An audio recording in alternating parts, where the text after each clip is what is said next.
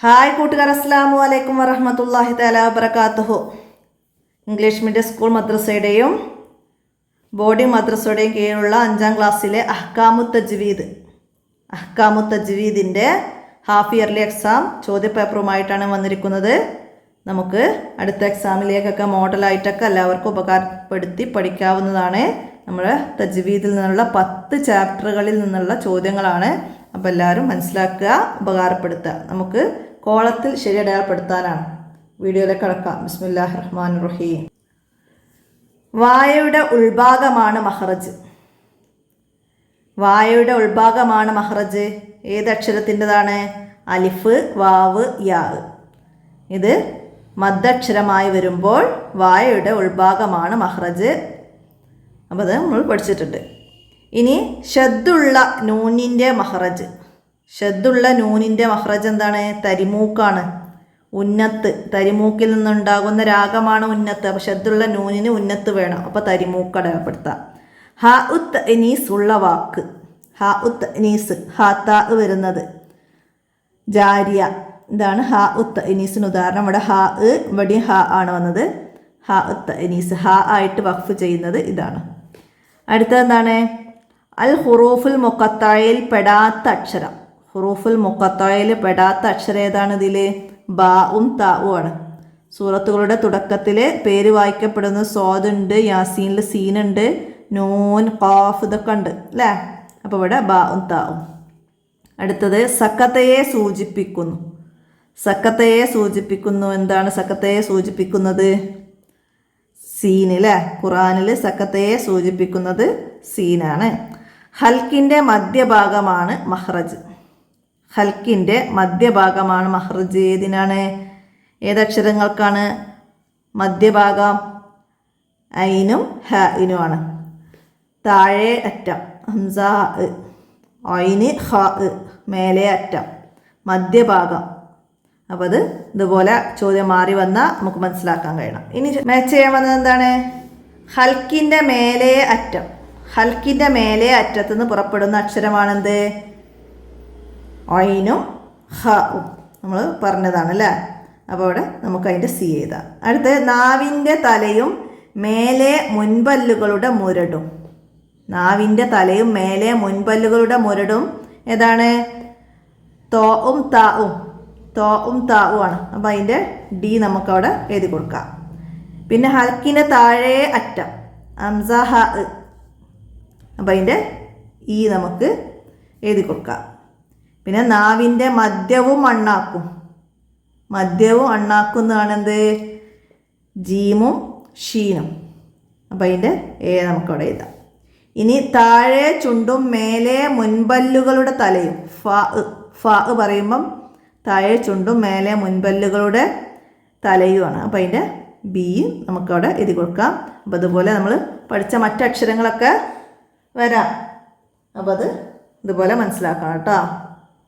അടുത്ത ഇനി പൂരിപ്പിക്കാനാണ്. പരിശുദ്ധ ഖുർആൻ ഡാഷ് വരെ നിലനിൽക്കും. അന്ത്യനാൾ വരെ നിലനിൽക്കും. പരിശുദ്ധ ഖുർആൻ അന്ത്യനാൾ വരെ നിലനിൽക്കും. ഖുർആനിൽ ഡാഷ് സൂറത്തുകളുടെ തുടക്കത്തിൽ ഹുറൂഫുൽ മുഖത്ത ഉണ്ട്. ഹുറൂഫുൽ മുഖത്ത വന്ന സൂറത്തുകൾ എത്രണ്ണാണ്? 29 സൂറത്തുകളിൽ ഹുറൂഫുൽ മുഖത്ത വന്നിട്ടുണ്ട്. താ മർബൂത്തക്ക് ഡാഷ് എന്നും പേരുണ്ട്. എന്താണ്? ഹ ഉത്ത് ഇനീസ്. ഹ ഉത്ത് ഇനീസ് എന്നും പേരുണ്ട്. സവാഅൻ എന്നതിൽ ഹംസക്കു ശേഷം എന്താണ്? അലിഫ്. അലിഫ് എഴുതാറില്ല. ഹംസക്ക് ശേഷം അലിഫ് എഴുതാറില്ല. ഹംസക്ക് മുമ്പ് അലിഫ് വന്ന പദങ്ങളിൽ ഹംസക്ക് ശേഷം അലിഫ് എഴുതാറില്ല എന്ന് പഠിച്ചിട്ടുണ്ട്. അതിന് ഉദാഹരണം സവാഅൻ, മാഅം പോലെ നമ്മൾ മനസ്സിലാക്കിയിട്ടുണ്ട്. അടുത്തത് എന്താണ്? ഹിജായിയായ അക്ഷരങ്ങൾക്ക് ഡാഷ് മഖ്റജുകളാണുള്ളത്. ഹിജായിയായ അക്ഷരങ്ങൾ 29. അവക്ക് എത്ര മഖ്റജുകളാണ്? 17 മഖ്റജുകളാണുള്ളത്. ഹിജായിയായ അക്ഷരങ്ങൾക്ക് 17 മഖ്റജുകളാണുള്ളത്. 29 അക്ഷരം ഉണ്ട് ഹിജായിയായ അക്ഷരം കേട്ടോ. പിന്നെന്താണ്? നാവിൻ്റെ തലയുടെ അരുവും മേലെ മുൻപല്ലിൻ്റെ ഡാഷുമാണ് ലാമിൻ്റെ മഖ്റജ്. എന്താണ് ലാമിൻ്റെ മഖ്റജ്? ഏതാണ്? നാവിൻ്റെ തലയുടെ അരുവും മേലെ മുൻപല്ലിൻ്റെ ഊനും. അതാണ് ലാമിൻ്റെ മഹറജ്. ഇതുപോലെ മറ്റ് അക്ഷരങ്ങളുടേത് വിട്ട ഭാഗം പൂരിപ്പിക്കാൻ വന്നാൽ നമുക്ക് എഴുതാൻ കഴിയണം. അടുത്ത എന്താണ്? ഒറ്റവാക്കിൽ ഉത്തരം എഴുതാനാണ്. ഖുർആനിൽ ഹുറൂഫുൽ മുഖത്ത എത്ര സ്ഥലത്താണ് ഹുറൂഫുൽ മുഖത്ത, എത്ര സൂറത്തുകളിലാണ് വന്നതെന്നാണ് നമ്മൾ നേരത്തെ 29 പറഞ്ഞത്. ഹുറൂഫുൽ മുഖത്ത എത്ര ഹർഫാണ് എന്നാണ് ഇവിടെ ചോദ്യം. എത്ര ഹർഫാണ്? ഹുറൂഫുൽ മുഖത്തയുടെ ഹർഫുകൾ 14 ഹർഫുകളാണ്. ഹുറൂഫുൽ മുഖത്ത 14 ഹർഫുകളാണ് ഉള്ളത് കേട്ടോ. താഉകൾ എത്ര വിധം? താഉകൾ 2 വിധം. ഏതൊക്കെയാണ്? താ മർബൂത്ത, താ മജ്റൂറ. മാറിപ്പോവരുത്. താ മർബൂത്തയും താ മജ്റൂറയും. താ മർബൂത്ത, ഹാ തഅനീസ്, ഇത് രണ്ടും ഒന്നാണ്. അപ്പോൾ അത് രണ്ടും എഴുതി വെച്ചാൽ മാർക്ക് കിട്ടൂല കേട്ടോ. ഇനി ഹിജായിയായ അക്ഷരങ്ങൾ എത്ര? ഹിജായിയായ അക്ഷരങ്ങൾ 29. പിന്നെ നാവിൽ നിന്ന് പുറപ്പെടുന്ന അക്ഷരങ്ങൾ എത്ര? നാവിൽ നിന്ന്, നാവ് മഹറജായിട്ട് പുറപ്പെടുന്ന അക്ഷരങ്ങൾ 18 എണ്ണാണ്. നാവ് ഒരു മഹറജാണ്. നാവിൻ്റെ വ്യത്യസ്ത ഭാഗങ്ങളിൽ നിന്നായിട്ട് 18 അക്ഷരങ്ങൾ പുറപ്പെടുന്നുണ്ട് എന്ന് പറഞ്ഞു. അടുത്തതാ ഹൈഷൂം. ഹൈഷൂം എന്ന വാക്കിൻ്റെ അർത്ഥം. ഹൈഷൂം എന്നാൽ തരിമൂക്ക്. ഹൈഷൂം എന്ന വാക്കിൻ്റെ അർത്ഥം തരിമൂക്ക് എന്നാണ്. ജൗഫ് വായുടെ ഉൾഭാഗം. ഷഫത്താനി 2 ചുണ്ടുകൾ. ലിസാന് നാവ്. ഹൽക്ക് തൊണ്ട. അങ്ങനെ മനസ്സിലാക്കി പഠിക്കണം. മഹ്റജുകളാണ്. മഹ്റജുകൾ 5 എണ്ണം. ഹൽക്ക്, ലിസാന്, ഷഫത്താനി, ഹൗഫ്, ഹൈഷൂം. അങ്ങനെ മനസ്സിലാക്കാം. ഇനി എന്താണ്? താ മർബൂത്തയിൽ വഖഫ് ചെയ്യുമ്പോൾ എങ്ങനെ ഉച്ചരിക്കാം? താ മർബൂത്തയിൽ വഖഫ് ചെയ്യുമ്പോൾ ഹാ ആയിട്ടാണ്. ഹാ ആയിട്ടാണ് ഉച്ചരിക്കേണ്ടത്. അപ്പോൾ ഹാ ആയിട്ട് എന്ന് എഴുതാം കേട്ടോ. അടുത്ത് ഇനി ഒറ്റ വാചകത്തിൽ ഉത്തരം എഴുതണം. നബി സല്ലല്ലാഹു അലൈഹി വസല്ലമയിൽ നിന്ന് നമുക്ക് ഖുർആൻ എങ്ങനെ ലഭിച്ചു? എങ്ങനെയാണ് നബി സല്ലല്ലാഹു അലൈഹി വസല്ലമയിൽ നിന്ന് നമുക്ക് ഖുർആൻ ലഭിച്ചത്? വിശുദ്ധ ഖുർആൻ ജിബ്രീൽ അലൈഹിസ്സലാമിലൂടെ നബി സല്ലല്ലാഹു അലൈഹി വസല്ലമയിലേക്കും ശേഷം സജ്ജരിതരായ സഹാബത്ത്, താബിഊകൾ, ഇമാമുകൾ തുടങ്ങി ഗുരുപരമ്പരയിലൂടെ നമുക്ക് ലഭിച്ചു. അപ്പോൾ നമുക്ക് ഖുർആൻ ലഭിച്ചത് എങ്ങനെ നമ്മൾ ഒന്നാമത്തെ പാഠത്ത് പഠിച്ചിട്ടുണ്ട്. അവിടെ നോക്കി പഠിക്കുക. ഇനി എന്താണ് ഖുർആനിലുള്ളത്? എന്താണ് ഖുർആനിലുള്ളത്? ഖുർആനിലുള്ളത് മനുഷ്യരായ നമ്മോടുള്ള അല്ലാഹു തആലയുടെ കൽപ്പനകളും നിർദ്ദേശങ്ങളുമാണ് ഖുർആൻ. അല്ലാഹു തആലയുടെ നിർദ്ദേശങ്ങളും കൽപ്പനകളുമാണ് ഖുർആനിലുള്ളത്. അപ്പോൾ അവിടെ തന്നെ നമ്മൾ എന്താ പഠിച്ചത്? മനുഷ്യരായ നമ്മോടുള്ള അല്ലാഹു തആലയുടെ കൽപ്പനകളും നിർദ്ദേശങ്ങളുമാണ് ഖുർആൻ എന്ന വിചാരത്തോടെ നിയമങ്ങൾ പാലിച്ചും ഭക്തിയോടെയും ആവണം നാം പാരായണം ചെയ്യേണ്ടത്. അപ്പം അത് മനസ്സിലാക്കണം. എന്താണ് ഖുർആൻ എന്നുള്ളത്, എങ്ങനെയാണ് ഖുർആൻ പാരായണം ചെയ്യേണ്ടത് എന്നുള്ളത് അങ്ങനെയും മനസ്സിലാക്കി പഠിക്കണം. അടുത്ത എന്താണ്? സുക്കൂനുള്ള അക്ഷരങ്ങൾക്ക് ശേഷം വരുന്ന ഹംസകളെ ശ്രദ്ധയോടെ പാരായണം ചെയ്യാതിരുന്നാൽ എന്ത് സംഭവിക്കും? സുക്കൂനുള്ള അക്ഷരങ്ങൾക്ക് ശേഷം വരുന്ന ഹംസകളെ ശ്രദ്ധയോടെ പാരായണം ചെയ്തില്ലെങ്കിൽ ഹംസ നഷ്ടപ്പെടുകയും സുക്കൂനുള്ള അക്ഷരത്തിന് ഷദ് വരികയും ചെയ്യും. ശ്രദ്ധിച്ചില്ലെങ്കിൽ ഹംസ നഷ്ടപ്പെടുകയും സുക്കൂനുള്ള അക്ഷരത്തിന് ഷദ് വരികയും ചെയ്യും. അടുത്തതാ എന്താണ് ഹുറൂഫുൽ മുഖത്ത? എന്താണ് ഹുറൂഫുൽ മുഖത്ത? എന്താണ് ഹുറൂഫുൽ മുഖത്ത? പരിശുദ്ധ ഖുർആനിൽ സൂറത്തുകളുടെ തുടക്കത്തിൽ പേര് വായിക്കപ്പെടുന്ന ഹർഫുകൾക്കാണ് ഹുറൂഫുൽ മുഖത്ത എന്ന് പറയുന്നത്. പരിശുദ്ധ ഖുർആനിലെ സൂറത്തുകളുടെ തുടക്കത്തിൽ പേര് വായിക്കപ്പെടുന്ന ഹർഫുകൾക്കാണ് ഹുറൂഫുൽ മുഖത്ത എന്ന് പറയുന്നത്. ഇനി എന്താണ് സക്കത്ത? എന്താണ് സക്കത്ത? ശ്വാസം വിടാതെ അല്പം അടങ്ങലാണ് സക്കത്ത. ശ്വാസം വിടാതെ അല്പം അടങ്ങലാണ് സക്കത്ത. ഖുർആനിൽ 4 സ്ഥലങ്ങളിലാണ് സക്കത്ത വന്നത്. 4 സൂറത്തുകളുടെ പേര് നമുക്ക് അവിടെ പഠിക്കാനുണ്ട്.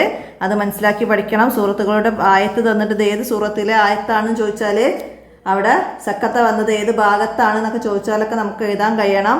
സക്കത്തയെ സൂചിപ്പിക്കാൻ സീന് എന്ന അക്ഷരമാണ് ഖുർആനിൽ വരുന്നത്. അതൊക്കെ മനസ്സിലാക്കുക. ഇനിയാ മഹ്റജുകൾ മാറിയാൽ എന്ത് സംഭവിക്കും? മഹ്റജുകൾ മാറിയാൽ എന്താ സംഭവിക്കുക? മഹ്റജുകൾ മാറിയാൽ അക്ഷരങ്ങൾ തന്നെ മാറുകയും അർത്ഥവും ആശയവും വ്യത്യാസപ്പെടുകയും ചെയ്യും. മഹ്റജുകൾ മാറിയാൽ അക്ഷരം മാറും, അക്ഷരം മാറിയാൽ അർത്ഥവും ആശയവും വ്യത്യാസമാകും. അപ്പോൾ അത് മനസ്സിലാക്കി പഠിക്കണം. നമ്മളെ 7ാമത്തെ പാഠത്തിൽ പറയുന്നുണ്ട്, മഹ്റജുകൾ മാറിയാൽ അക്ഷരങ്ങൾ തന്നെ മാറുകയും അർത്ഥവും ആശയവും വ്യത്യാസപ്പെടുകയും ചെയ്യും. അടുത്ത എന്താണ്? ഹാ തഅനീസിൽ വഖഫ് ചെയ്യുമ്പോൾ ശ്രദ്ധിക്കണം എന്ത്? ഹാ തഅനീസിൽ വഖഫ് ചെയ്യുമ്പോൾ ശ്രദ്ധിക്കണം എന്താണ്? ഹാ തഅനീസിൽ വഖഫ് ചെയ്യുമ്പോൾ ഹാഇൻ്റെ ശബ്ദം പുറത്തു വരാതെ മുമ്പുള്ള അക്ഷരത്തിൽ ശബ്ദം മുറിക്കുകയോ ഹാഇന് പകരം അലിഫ് വരികയോ ചെയ്യരുത്. 4ാമത്തെ പാഠത്ത് പഠിച്ചിട്ടുണ്ട്. അതുപോലെ ഹാ തഅനീസിൽ വഖഫ് ചെയ്യാതെ ചേർത്തി ഓതുകയാണെങ്കിൽ താഇൻ്റെ മഹ്റജിൽ നിർത്താതെ ചേർത്തി ഓതുകയാണെങ്കിൽ ഹർക്കത്ത് നൽകിയിട്ട് താഇൻ്റെ മഹ്റജിൽ നിന്ന് തന്നെ വായിക്കണം. അടുത്തത് ഹുറൂഫുൽ മുഖത്തയിൽ നിന്ന് 4 എണ്ണം എഴുതുകയാണ്. 4 എണ്ണം ഹുറൂഫുൽ മുഖത്തയിലെ അക്ഷരങ്ങൾ നമ്മൾ 14 എണ്ണം പഠിച്ചു. അതിന്ന് 4 എണ്ണം നമ്മൾ പഠിച്ച 4 അക്ഷരങ്ങൾ എഴുതാൻ 14 എണ്ണത്തിന്ന് സീന്, സ്വാദ്, നൂന്, കാഫ്, അലിഫ്, ലാമ്, മീമ്, യാ. അങ്ങനെ നമുക്ക് അക്ഷരങ്ങൾ എഴുതാൻ കഴിയണം. അതിൽ തന്നെ ഹുറൂഫുൽ മുഖത്തയിൽ ലാസിം നൽകി ഓതുന്നത് അത് 8 അക്ഷരങ്ങളുണ്ട്. അത് അതിൻ്റെ താഴെ നമ്മൾ പഠിച്ചിട്ടുണ്ട്. നൂന്, ഖാഫ്, സ്വാദ്, ഐന്, സീന്, ലാമ്, കാഫ്, മീമ് എന്നീ 8 അക്ഷരങ്ങൾക്ക് മദ് ലാസിം നൽകിയാണ് ഓതേണ്ടത്. അതും പഠിക്കണം കേട്ടോ. അടുത്ത ഇനി 5 വരി കുറയാതെ എഴുതാനാണ്. ഹംസക്ക് ശേഷം വരുന്ന സുക്കൂന്, ഹംസക്ക് ശേഷം വരുന്ന സുക്കൂന്, അതിനെക്കുറിച്ചിട്ട് ആ പാഠത്തെ ആസ്പദമാക്കിയിട്ട് നമുക്ക് എഴുതാം. നമ്മളെ 2ാമത്തെ പാഠം. അപ്പോൾ അതിൽ പറയുന്നുണ്ട് എന്താണ്? സുക്കൂനുള്ള അക്ഷരങ്ങൾക്ക് ശേഷം വരുന്ന ഹംസകളെ ശ്രദ്ധയോടെ പാരായണം ചെയ്യണം. ഇല്ലെങ്കിൽ ഹംസ നഷ്ടപ്പെടുകയും സുക്കൂനുള്ള അക്ഷരത്തിന് ശദ്ദ് വരികയും ചെയ്യും. ഇത് വലിയ തെറ്റാണ്. അതിനാൽ സുക്കൂനുള്ള അക്ഷരങ്ങൾക്ക് ശേഷം വരുന്ന എല്ലാ ഹംസകളെയും ശ്രദ്ധയോടെ ഓതണം എന്ന് നമുക്ക് ആ പാഠത്തെ ആസ്പദമാക്കിയിട്ട് എഴുതാം. പിന്നെ 1ാമത്തെ പാഠത്തെ കുറിച്ചിട്ടാണ് പരിശുദ്ധ ഖുർആൻ എന്നതിനെ കുറിച്ചിട്ട് നമുക്ക് എഴുതാൻ വന്നത്. നമ്മൾ 1ാമത്തെ പാഠം ഖൈറുൽ കലാം എന്താണ്? വിശുദ്ധ ഖുർആൻ ഇലാഹി വചനങ്ങളായതുകൊണ്ട് തന്നെ എല്ലാ അർത്ഥത്തിലും മറ്റെന്തിൽ നിന്നും വ്യത്യസ്തമാണ്. പാരായണം, എഴുത്ത്, വ്യാഖ്യാനം എല്ലാം സവിശേഷവും പ്രത്യേകതകൾ നിറഞ്ഞതുമാണ്. ഖുർആൻ പാരായണവും പഠനവും വളരെ മഹത്വമുള്ള സൽക്കർമ്മമാണ്. നബി സല്ലല്ലാഹു അലൈഹി വസല്ലമക്ക് ജിബ്രീൽ അലൈഹിസ്സലാമിലൂടെ ഇറക്കിക്കൊടുത്ത അല്ലാഹു തആലയുടെ വിശുദ്ധ കലാമാണ് ഖുർആൻ. സത്യവിശ്വാസികൾക്ക് വിശുദ്ധ ഖുർആൻ പാരായണവും പഠനവും അനിവാര്യമായതിനാൽ അവയുടെ പ്രത്യേക നിയമങ്ങൾ മനസ്സിലാക്കി ഉൾക്കൊള്ളുകയും ചെയ്യേണ്ടതുണ്ട്. അപ്പോൾ അതൊക്കെ ആ പാഠത്തുനിന്ന് അതിനെക്കുറിച്ച് മനസ്സിലാക്കി എഴുതണം. ഇതുപോലെ നമ്മളെല്ലാ പാഠത്തെയും കുറിച്ചിട്ട് എഴുതാൻ വരും. അപ്പോൾ നമ്മൾ 1ഉം 2ഉം ചാപ്റ്ററുകൾ പറഞ്ഞ്, അതുപോലെ ഹുറൂഫുൽ മുഖത്തയെ കുറിച്ച് വന്നാൽ നമുക്ക് എഴുതാൻ കഴിയണം. താവ് മർബൂത്തയും താവ് മജ്റൂറയും, താവുകൾ എത്ര വിധം ഏതെല്ലാം വിശദമാക്കുക വന്നാൽ ആ പാഠത്തുനിന്ന് നമുക്ക് എഴുതാൻ കഴിയണം. അതുപോലെ വഖഫ് അലാ മുനവ്വൻ അത് വന്നു. എന്താണ്?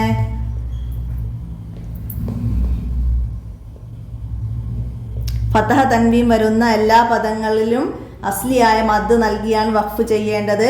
ഫതഹ തൻവീനുള്ള താവ് മർബൂത്തയിൽ സുക്കൂനുള്ള ഹ ആയിട്ടാണ് വഖഫ് ചെയ്യേണ്ടത്.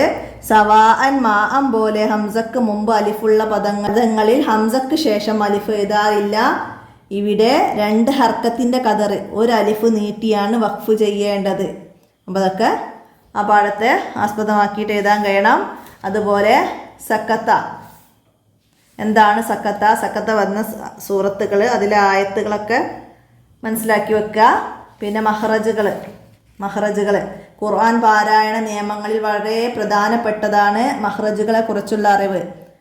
മഹ്റജുകൾ 5 എണ്ണമാണ്. തൊണ്ട, നാവ്, ചുണ്ടുകൾ, തരിമൂക്ക്, വായയുടെ ഉൾഭാഗം എന്നീ പ്രധാന ഭാഗങ്ങളിൽ നിന്നായിട്ടാണ് പുറപ്പെടുന്നത്. മഹ്റജുകൾ മാറിയാൽ അക്ഷരങ്ങൾ തന്നെ മാറുകയും അർത്ഥവും ആശയവും വ്യത്യാസപ്പെടും. അതുപോലെ നാവ് ഒരു മഹ്റജാണെന്ന് വന്ന് നമുക്ക് എഴുതാൻ വന്നാൽ നാവിൻ്റെ വ്യത്യസ്ത ഭാഗങ്ങളിൽ നിന്ന് വരുന്ന അക്ഷരങ്ങൾ അത് എഴുതാൻ കഴിയണം. പിന്നെ മഹാരിജുൽ ഹുറൂഫ് എന്ന് പറഞ്ഞിട്ട് നമ്മൾ മറ്റു പാഠങ്ങൾ പഠിക്കുന്നുണ്ട്. അക്ഷരങ്ങൾ പുറപ്പെടുന്ന മഹ്റജുകൾ, അക്ഷരങ്ങളുടെ മഹ്റജുകളൊക്കെ. അപ്പോൾ അതൊക്കെ ചേർത്ത് നമുക്ക് മഹാരജുൽ ഹുറൂഫ് എന്നതിനെക്കുറിച്ചൊക്കെ എഴുതാൻ കഴിയണം. അപ്പോൾ എത്രയാണ് ഇതിൽ നിന്ന് മനസ്സിലാക്കി പഠിക്കേണ്ടത്? 10 പാഠങ്ങൾ ഉൾക്കൊണ്ട ഈ ചോദ്യപേപ്പർ ഇത്രയാണ് മനസ്സിലാക്കി പഠിക്കേണ്ടത്. അപ്പോൾ എല്ലാവരും മനസ്സിലാക്കുക, ഉപകാരപ്പെടുത്തുക, വീഡിയോ കൂട്ടുകാർക്കൊക്കെ ഷെയർ ചെയ്ത് കൊടുക്കുക. ഇന്നത്തെ വീഡിയോ അവസാനിപ്പിക്കുകയാണ്. അടുത്ത പാഠവുമായി അടുത്ത വീഡിയോയിൽ കാണാം. അസ്സലാമു അലൈക്കും വറഹ്മത്തുള്ളാഹി വബറകാതുഹു.